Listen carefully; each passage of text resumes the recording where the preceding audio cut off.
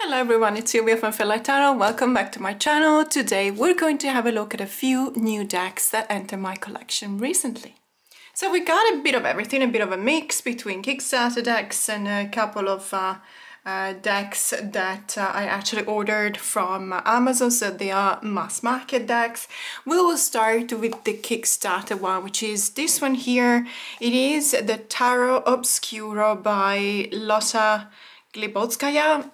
Apologies if I'm mispronouncing that. It was a Kickstarter campaign that got funded this year, obviously a few months ago, and I actually received this deck whilst I was overseas, so I couldn't have a look at it, but it was there waiting for me when I got back. We also recently received in one of the updates of the Kickstarter campaign the PDF file to the guidebook of this deck, because it did not come with one, as you can see.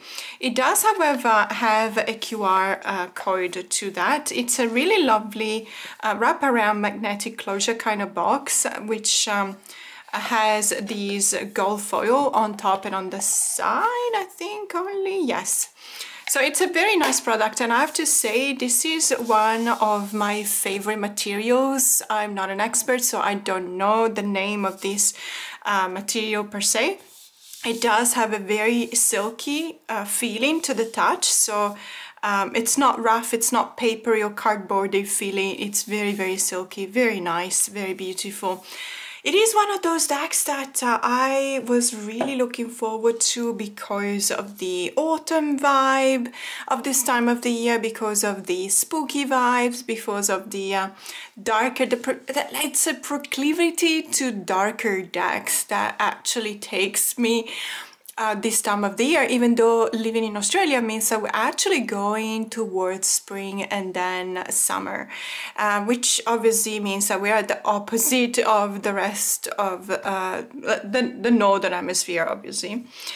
It is not bothering me in the sense that many years ago it used to be something I wasn't coping well with. It did create some kind of a cognitive dissonance between my usual vibe for the month of September, October, November and the actual Australian vibes for these months, and we're looking into some very, very nice days ahead of us weather-wise.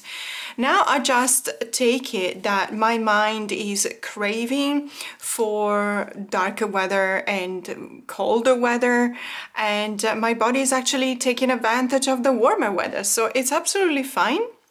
I have opened this deck with a friend of mine because I really wanted to show her these cards, so it's been already opened, but I haven't really paid too much attention to the cards, so let's just gonna pretend that it's a completely new unboxing here. Let me just zoom in.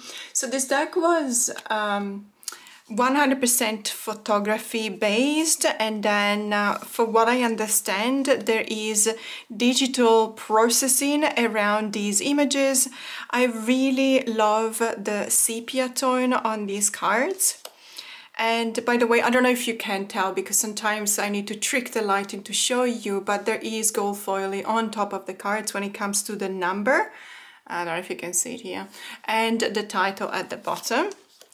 And this is a dark deck. There's no two ways around that. This cannot be mistaken for a hug deck. But do we need only hug decks? No. Do we need only darker decks? Well, maybe this time of the year, the vibes and the cravings are for dark images. In any case, this fits right in with the decks that I'm lining up for the month of October, because I'm already planning to do that, and it's gonna be so much fun. We just decided with my members to use a really nice Halloween-ish kind of deck for the some of the practices that I have together with my members. It's one of the decks that I'm going to unbox after this one, so you'll have the possibility to see it. If you want to join my membership, there's a bit of everything for everyone. There's energies of the week videos, there's members only readings every other Saturday. We are doing together a deck and walk that is focusing on custom spreads, so I'm creating custom spreads for that, and we're doing Read Like a Pro live videos in which they're going to kick off, yes, in a couple of weeks. where we are literally learning how to read together. So we're practicing how to read tarot together. And there's a deck study, and one of the decks that we're going to study for these next couple of months is actually one of the decks I'm going to show you later in this video. And then if you want to join the Starlight membership, which is the top tier, we're doing some really interesting work. So far we've done how to process using tarot in a way to understand the cage that surrounds us and being able to break free from that cage. Then we're currently at the last milestone of a tarot roadmap to the inner child, so understanding how to reach to the inner child and let it speak and understand what the message is, how to replace impulsive reactions with functional responses. And then the last 3 months of the year we're going to focus on using tarot to process grief coming from loss. So there's going to be a lot of really strong topics that I'm going to deal with my Starlight members. And also for new members, big announcement starting from, let's say, middle of October, I'm going to offer a completely complimentary, free of charge Wheel of the Year 2025. So if you want to join my membership, there has never been a better time. But obviously get in there first, because Wheel of the Year videos are very long. I generally film for about an hour and a half sometimes. And they're very complex, so obviously I need to write down a schedule and I need to stick to the schedule. So first come, best served, obviously. As you can see, this is, well, look at this King of Swords, for example. I'm actually very interested to read the guidebook once I will have the time to download it, because there is a lot of chiaroscuro. So this technique is about, in painting, is obviously the juxtaposition between the black or darker in the colors and the brighter or white colors. In photography, you obtain that, you acquire that by using shadows, you know, on, for example, the face of this person, the King of Swords. We can definitely tell there's a lot of play with the shadows on the eyes. So the shadows literally cover the eyes. And it is a very interesting way to present the King of Swords. That's why I'm very interested to see what the guidebook will say about this. To me, this seems counterintuitive, because the King of Swords is the archetype of the expert, the scientist. But it could also mean that by obscuring the eyes, we actually open up the third eye on the forehead or our mind to different knowledges and experiences. There's another couple of cards, additional one, the key that we see here, which is a very beautiful one, and the locket. And we can only assume that this one, although just looking at the key and the keyhole in the locket, this one would not fit in this one, but it's probably symbolic in order to say that you can open up things by using your intuition, using indeed your third eye. But there's also in here, there's also a message that said that sometimes there are things that are maybe best left unsaid or something like that. I don't know what the image will suggest to you. As I said, I haven't had a look at the guidebook yet, and I don't even know that there will be a description for those two additional cards. These are the bags, by the way. I really love this color. Very nice. And it's been edged in this darker kind of gray.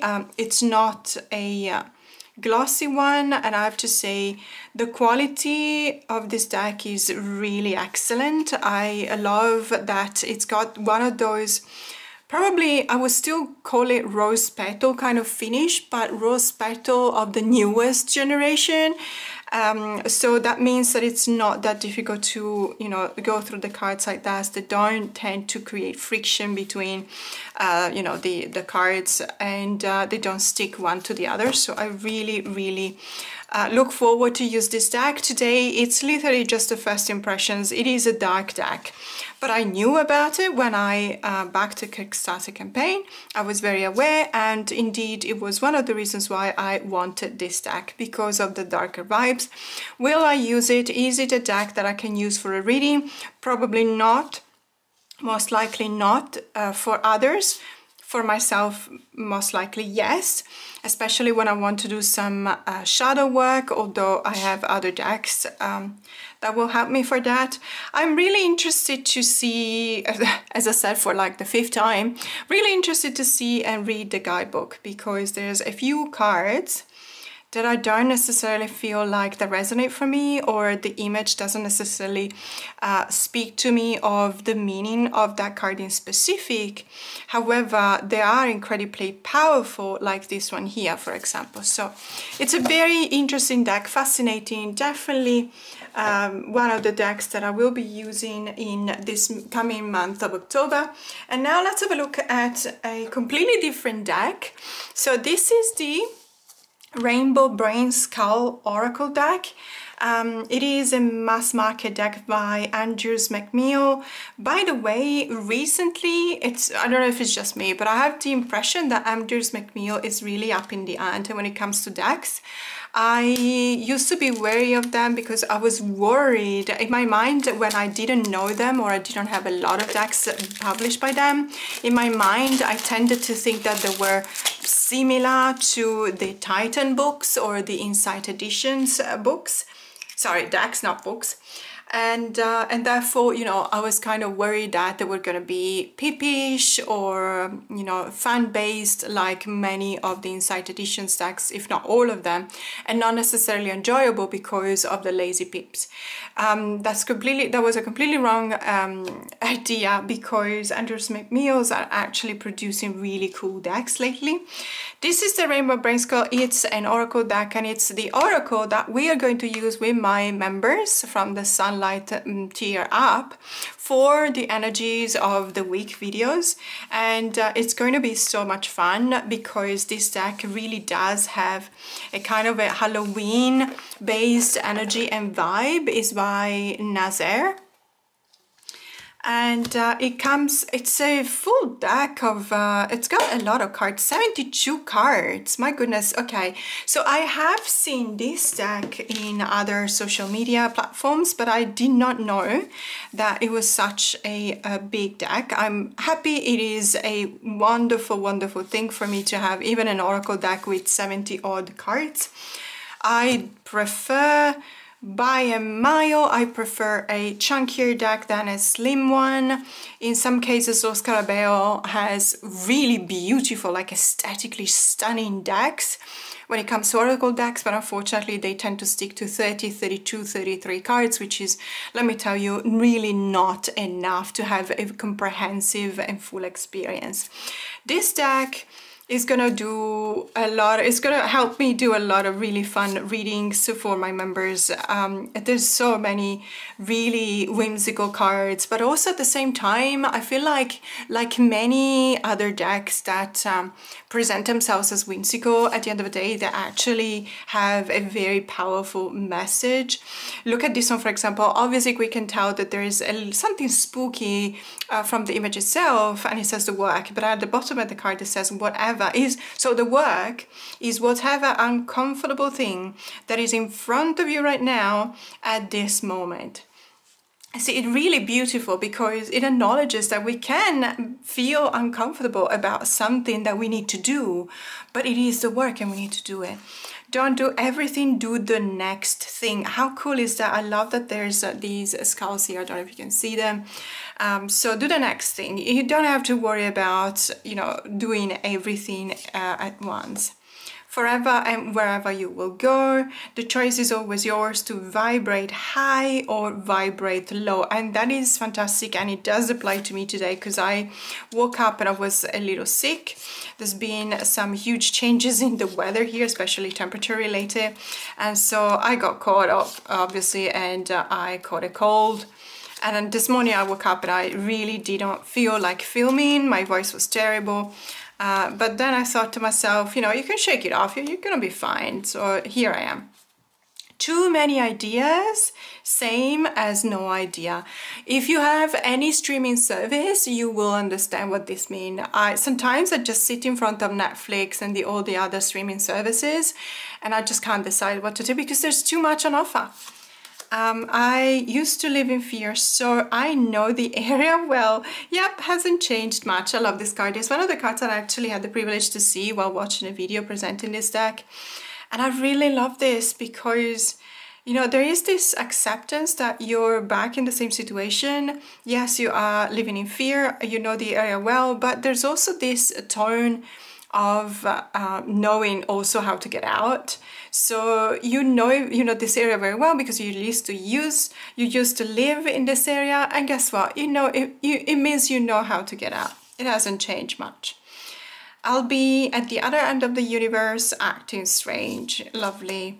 So I don't know if you have this deck. Let me know how you use it in the comments below. This is to me a typical deck that will tell you in one card pull only. You don't necessarily need to pull more than one card. It will tell you what to expect for the energies and the vibes of that day or that week, for example, depending on how often you want to pull out of this deck. It is kind of whimsical when you look at the art style, these graphic novel style drawings. I actually do really enjoy this, and I have to say, when it comes to the quality of the deck, I'm actually surprised. It's a very nice, smooth, papery, tactile feel to the finish of the card. It is quite sturdy, as you can see, very good bounce to the cards, and it also is gilded, so this is a very nice, almost holographic kind of silver gilding on the edges, which I really enjoy. The cards now do tend to stick one to the other, probably because of the gilding. However, I find that it's not too difficult and definitely not damaging the cards when I separate them. These are the backs, as you know, the front of the box as well. Growing means falling apart. Wow.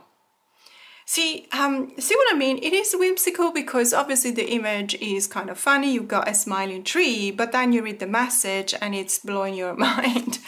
So it is one of those decks. So there's a few of those that I've got, and I actually really enjoy it. I think that it's going to be a really nice choice for our energies of the week's video. So let's just quickly have a look at the guidebook, because I have decided, after I ruined my experience in one of the decks that I was unboxing, because I actually looked at the guidebook first, and it was the Tarot of the Unexplained, and in the guidebook I saw that some of the minors were lazy pips, and so that really was off-putting for me. But then I looked at the cards, and then I went back and had a thorough look at the guidebook, and I find out that even though the images could seem a little bit lazy, the wording on the guidebook was absolutely mind-blowing, and so I'm very happy with that. But I decided after that experience that I'm not going to ruin my unboxing from now on. I'm going to look at the card first, and then I'm going to look at the guidebook. So it's got black background with white fonts. I have to say, generally speaking, that would be a bit off-putting for me, because I would not be able to read it quite well, but I am not even wearing reading glasses right now, and I can read it quite easily. We do have a thumbprint in full color of the card that we're talking about here. Really interesting. There's not like super, there's not a massive amount of information, but you can still get something from that. And I have to say, because there are actual sentences in on the cards themselves, you don't necessarily need to use the guidebook. I am someone who's always checking the guidebook out, because I really want to see what the author has to say about the cards. But I believe, without knowing it for sure, but I believe that you can actually work with the deck without the guidebook as well. So very interesting deck. As I said, Halloween-y kind of vibes. I'm really interested to use it for my members video. And now let's do another unboxing. So the next deck, and let me just zoom out a little bit, is the Awakening Tarot by Monica Budierski, an elemental approach. Monica Budierski is a prolific tarot and oracle, and also Lenormand creator. So there is the Shadowland Tarot, and also I think it's called the Shadowland Lenormand. I used to have it, but when it comes to Lenormand, I actually find myself craving really simple images. And even though it was absolutely lovely, with the same vibes as the Shadowland Tarot, the Shadowland Lenormand was a bit distracting for me. And but it is, you know, it is what it is. It's just my personal opinion. You do you. Obviously, if you want a really whimsical, funny Lenormand deck, go for it. It's actually really, really cool. And I believe it's also released mass market, so it's very affordable as well. This is another tarot deck by Monica. This is an elemental approach. So the reason why I have got this deck is because it has been voted by my members as the next deck that we're going to study all together. So the way in which the study will occur will be I will post a couple of videos about the major arcanas and the suits of cups and swords, and then, or wands and swords, and then I will let I always give out material to you know, deepen your knowledge about this deck in specific, whether it's resources from you know, literature or manuals, or even movies or TV shows to watch or music to listen to. And then as a wrap-up, we have a live in which everyone, my members, can actually appear on camera if they feel like it, or just stay on chat and we discuss the tarot deck. Now this one, what happened was that I wasn't entirely sure about this deck, but then look at how chunky the guidebook is, and I had the opportunity to read a couple of the cards. And let me tell you, this is actually going to blow your mind. It's but I don't want to look at the guidebook first, because this is an unboxing and I want to stick to my guns. And as I said before, we're still going to look at the cards first, and then we're going to go through the guidebook. It's just that I was talking about how I changed my mind by reading the guidebook, and that is not the first time that this happens. So sorry, it's a wraparound magnetic closure kind of box, really beautiful, very sturdy, by the way. And this one looks like it's being reinforced. You will know what I mean. Sometimes these kind of constructs is actually moving a lot during transport, and sometimes I find that the upper part or the lower part are actually broken. So when I see that it's built this way, I always double check if it's sturdy, and it feels really sturdy. And there's something here that says it's commonly assumed that tarot is exclusively a divinatory tool, and that this was its original purpose. However, this is not the case by Judica Illes. Very interested to see this, because obviously if you have watched my channel for any length of time, you will know how much I enjoy alchemy and the study of alchemy and the alchemical approach to tarot. So obviously an elemental approach, a tarot deck that comes with the subtitle, an elemental approach, like it says here, will obviously be based on alchemy, and I'm really, really excited for it. So it says, become an empowered agent of change by awakening with the teachings of earth, air, fire, water and spirit, your elemental guide. So obviously spirit is ether. Designed to facilitate the process of spiritual awakening, this deck and guide provide an innovative elemental approach to help you experience the sacred interconnectivity of all things. Loving that. You will expand your consciousness by embodying the essence of the elements to integrate self-awareness with ancestral, spiritual and environmental wisdom. What more could you want? I'm really so looking forward to the adventure of studying this deck. Okay, the tuck box that comes within the box is very sturdy. As a matter of fact, it feels like I'm almost having to bend it backwards in order to be able to open the tuck box and get out all of the cards. And then ironically, if I may say something, my very first impression, it's actually very thin when it comes to the quality. It's a very, okay, it's a thin cardstock, but very sturdy. The bounce is excellent. It does have a very smooth kind of finish, but it is semi-gloss, so it's not entirely gloss. I don't know if you can tell when I do like this, probably like that, you can see that it does reflect the light. However, it's not entirely glossy. I don't know, it seems like we're actually starting from the minors, which is always a very interesting choice. I always like to try and understand why the creator has started with a non-traditional way to show the deck. So obviously it's divided in suits referring to the elemental approach. So the alchemical element, we've got earth. And I think that if you have the Shadowlands Tarot, you will probably recognize some of the properties of the art style, because obviously Monica is the illustrator, not just the creator of the deck. I have to say, it is very interesting. Okay, so we've got a renaming, sorry, I missed that. So we've got the renaming on the court cards as well. Yeah, that's it. So we got Initiate of Earth, which is I'm perfectly fine with, because Initiate tells me about an apprentice. It tells me about that level of the page in the, let's say, the evolution that you see throughout the court cards. So I'm perfectly happy with Initiate. Voyager, really happy with Voyager, because there is implied that sense of movement that I always recognize in the Knights cards. Then the Artist and the Visionary. Now, I do understand this. I understand why the Artist is referred to the Queen and the Visionary is referred to the King.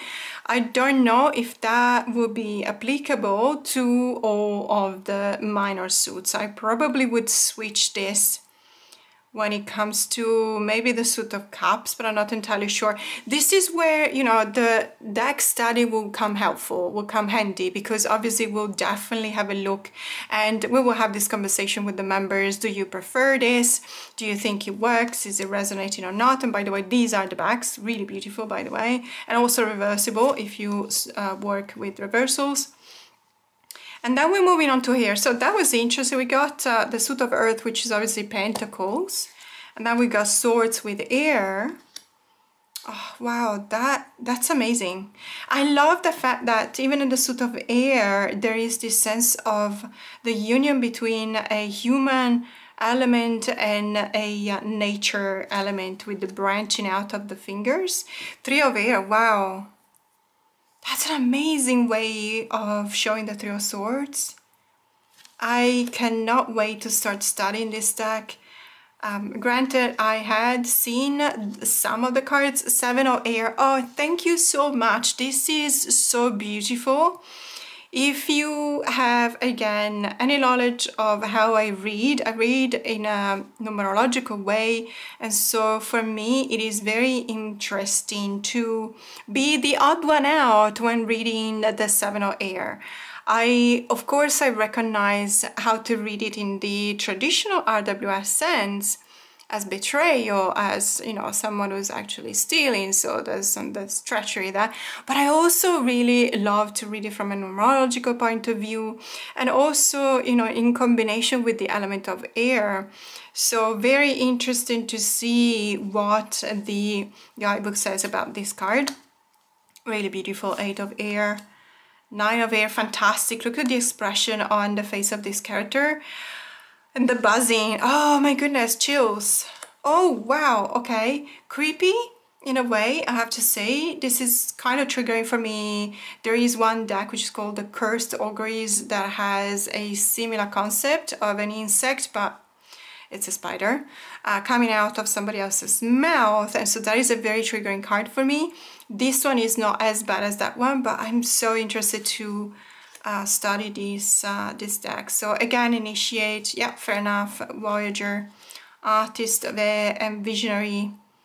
I get it, I like it. And then the Ace of Fire. So with fire, we got actual fire, if I see that correctly, yeah.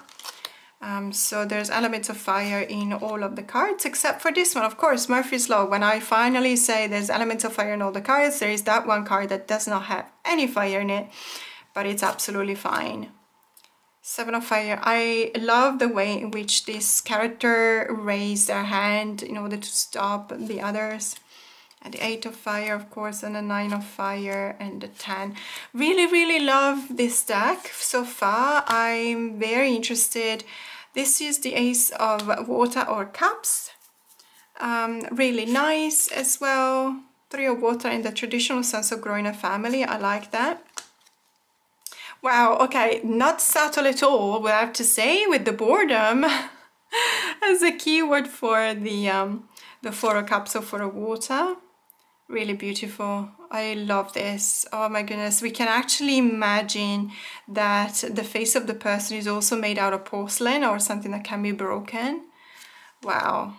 A 6 of water, of course, with the sand bucket. How do you call this when you're making sand castles? Do you call this a sand bucket?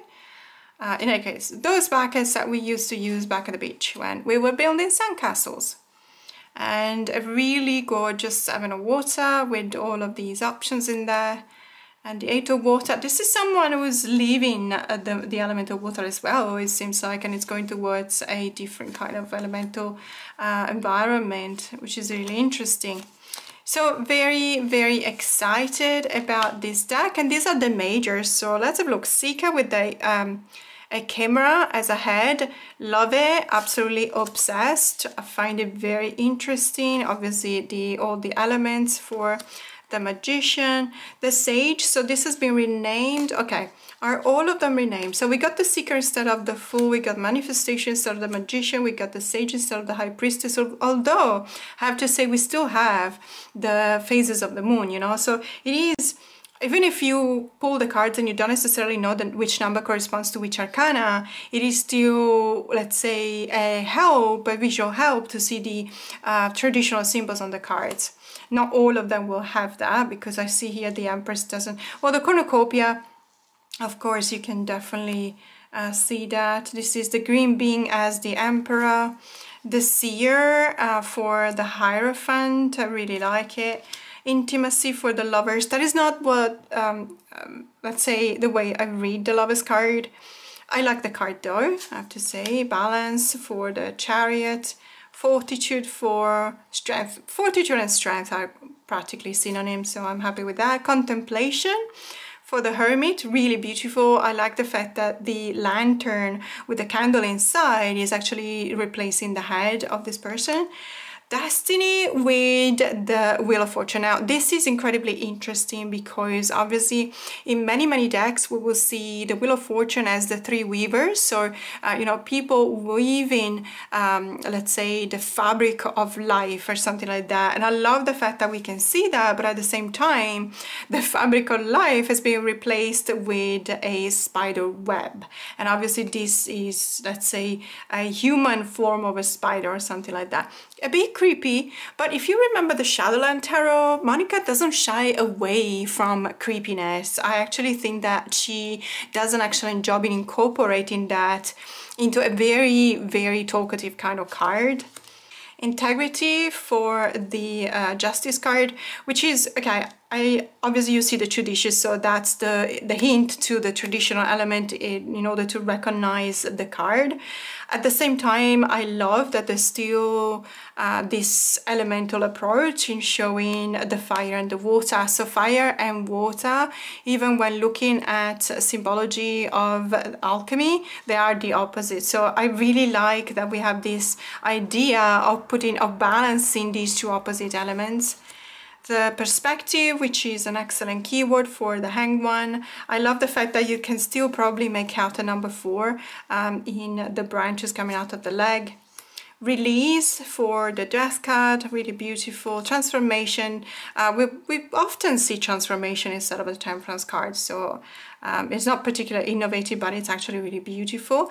As a matter of fact, I believe that in many cases you will see the keyword transformation instead of the Death card, but I do have a couple of decks that talk about transformation when talking about the Temperance card as well. Then we got Servitude, of course, with the Devil card, yep.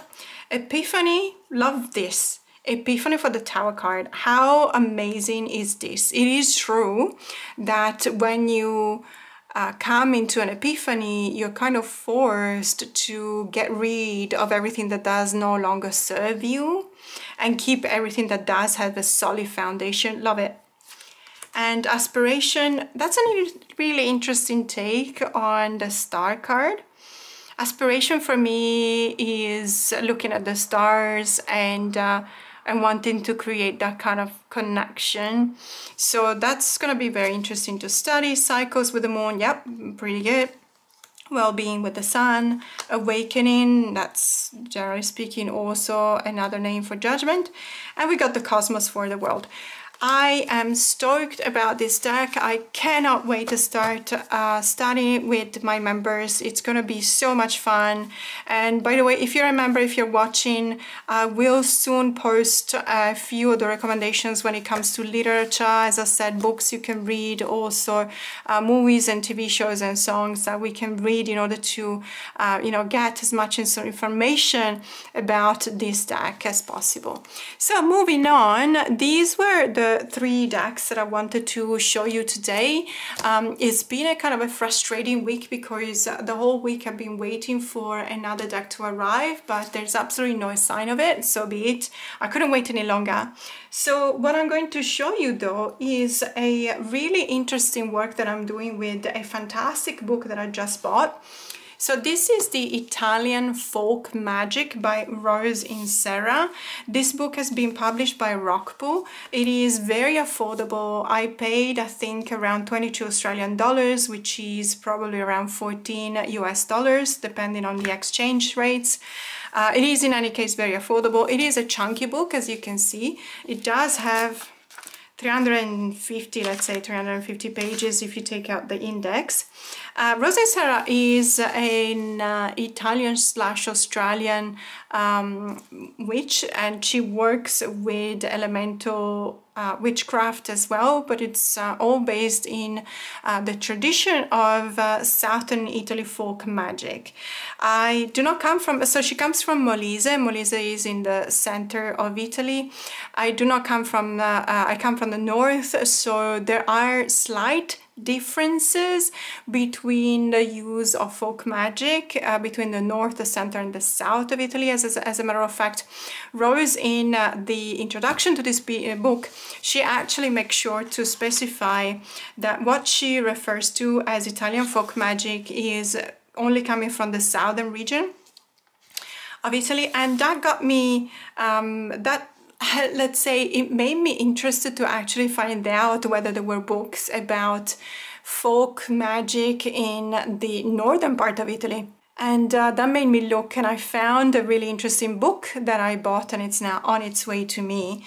Because if you watched my interview with Benny from The Fool's Apprentice, I have learned everything I know, well, let's say the basis of everything that I know about folk magic, but also reading tarot or divination in general from my auntie. And she was like me, she's from the northern part of Italy, and she was one of the, let's say, she was practicing folk magic in the most traditional sense of the word, and she was indeed very much so in tune with you know, the universe and nature. She was really strongly she felt this connection really strongly, and she was the one that actually taught me how to try and feel that connection by, you know, literally using the elements that you have around yourself.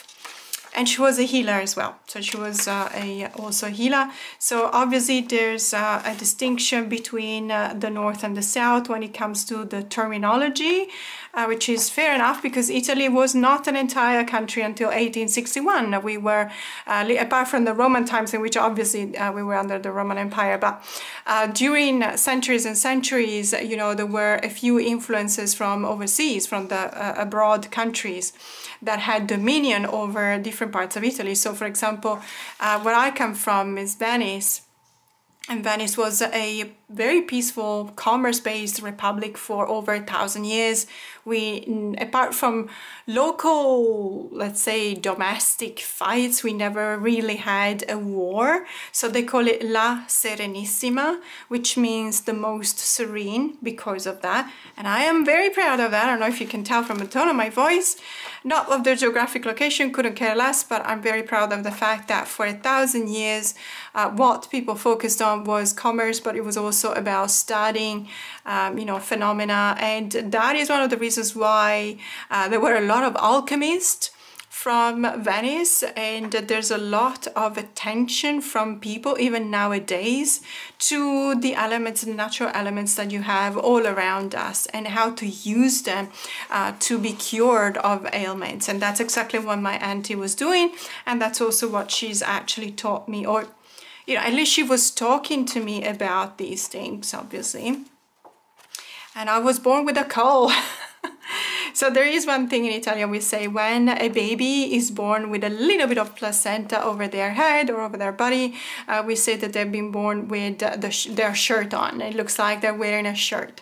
And generally speaking, we say that those babies have the sight. I don't know if I have the sight. I don't call myself a psychic reader. I am a tarot reader. But, you know, it's something that I feel that we need to feel comfortable in saying or not. And I have seen so many people calling themselves psychic readers that I try and steer clear from that because I am not exactly like that. One thing that I wanted to say is that, as you can see here, prayer to San Giovanni, St. John's, there is a lot of syncretism. So syncretism is basically a bit of a mix between Christian traditions and local, let's say, worship of nature. And so you can find every now and then between the lines of a few rituals, there will be an invocation or there will be a prayer to a Catholic saint.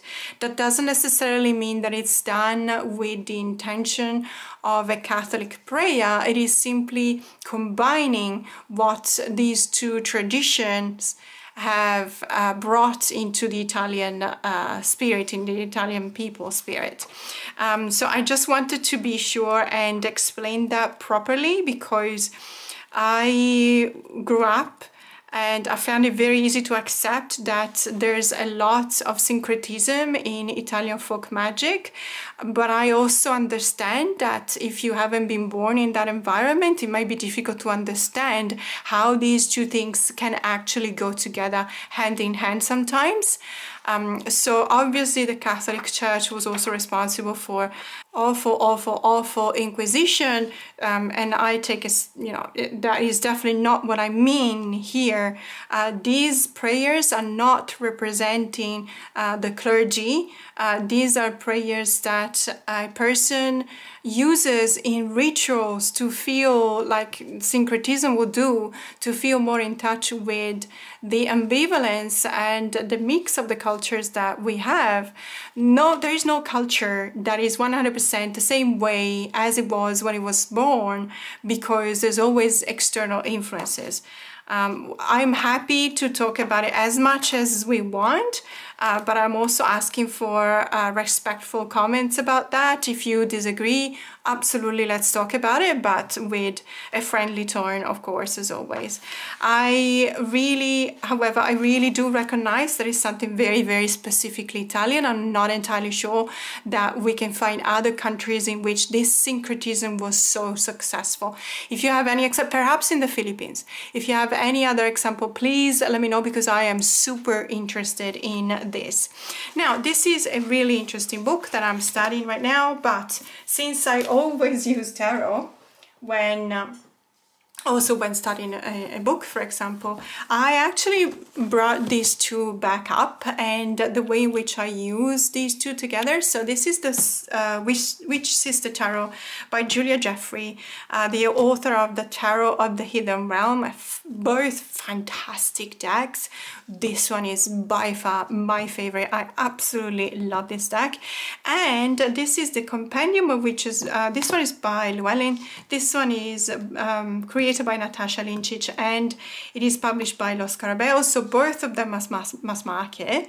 I do believe that there was an indie edition of this one, which I would have loved to have, but I'm happy with the mass market deck. And by the way, a small announcement, sorry, I'm really in the lookout for the Begin Oracle. I know it's got nothing to do with this, but if you have a Begin Oracle with or without the guidebook, because I know that the guidebook is massive, so if you have it and you want to part ways with it, please reach out to me at my email, info@fairlightwellness.com, because I cannot find it anywhere. I posted ISOs on Facebook groups, cannot find it. So please, if you have the Begin Oracle and you want to part ways with it, please reach out to me because I'm interested. Thank you. Getting back into this, so A Companion of Witches, as I said, I really believe that it pairs up really nicely with the Witch Sister Tarot. And so I actually really enjoy the vibes that these two decks make me feel when I use them together, in particular when I'm studying the Italian folk magic book. And I don't know if you ever seen this pairing. I think that it is, when from an aesthetic point of view, is kind of a given, in the sense that we do have a lot of similarities when it comes to obviously also not just the theme, which is witchy kind of theme, but also the colors. Very autumnal kind of colors, very, very beautiful. The art style is amazing. Of course, it's different. We have two different creators, two different illustrators, obviously, but the way in which these two decks actually speak to each other, speak to one another, they establish this kind of bridges of conversations, is absolutely fantastic. I really, really enjoyed. My goodness, look at this one, the Moonchild and the Crossroads. Isn't this incredibly powerful? We have both characters breaking the fourth wall and looking directly at the reader, as if to demand this acknowledgement of their presence, and they demand to ask the reader to listen to their message. Really incredibly beautiful. I love the fact that we have antlers here and there within the magician and the shaman, which is basically, the shaman is in itself embodying the elements of the magician. So I absolutely love these two together. I have to say, this is an incredibly intense, sometimes also could be triggering card from the Companion of Witches, is the memory card. However, I find that when I pull this card together with the this tarot deck, or maybe even another tarot deck, it is becoming very almost a helpful card, I would have to say. So it's not just looking back and being afraid, being really scared out of your mind. It's about, you know, looking back, and for example, also with paired it up with the Nine of Waters. This is fantastic. So the Nine of Waters is obviously a Nine of Cups, as renamed, and it's looking at the feeling and it's looking at the emotions. And there's a lot to be said about the Nine of Cups. It's not the Ten of Cups, in which you actually refer back to the community and that wish that came true for you. It is something that you're kind of almost stuck with, because if you think about the traditional elements that depict, that show you the Nine of Cups, you've got one person sitting and drinking from this cup what we think may be wine, and then behind this person another 8 cups, you know, as a semicircle. But this person is lonely, this person is alone, this person has not understood yet that whenever there is something coming real, coming true, you actually have the vocation, the calling to share it back with the community. And that is the step forward from the Nine of Cups into the Ten of Cups. So perhaps the memory card in this case is coming to our help, because it's reminding us from past experiences how we actually felt empty, even though we may have received everything we were wishing for, but because we didn't share it, we didn't make it a part of the community. So that's a really beautiful way to read this card, or you know, that we've seen here. And as a matter of fact, there's so many different ways in which you can use these two decks together, but I absolutely enjoy doing even a flip through of the cards like this and just stopping whenever I feel that the message resonates with me. So this is an incredibly beautiful combination. Obviously, let's say the background of the Witchery, also the Sister Witch Tarot, is of pagan origin and Northern European origin, so more like Scottish or Celtics, Irish Celtics origin, so nothing to do with the Italian folk magic.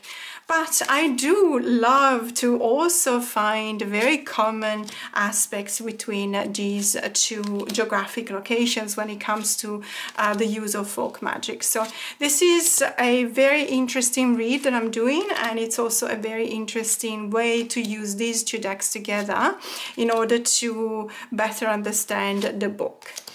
Now that was it for today. As I said, there's a few decks coming, so stay tuned on my channel because there will be more, new decks joining my collection videos because they just tend to trickle. I've ordered so many new decks and they just tend to be delivered one every 3-4 days. So there will be more videos to come. In any case, please don't forget to like and subscribe if you like this video and if you haven't already. And also if you want to join my membership, it's going to be super fun to study the Awakening Tarot. But for now, have a great day.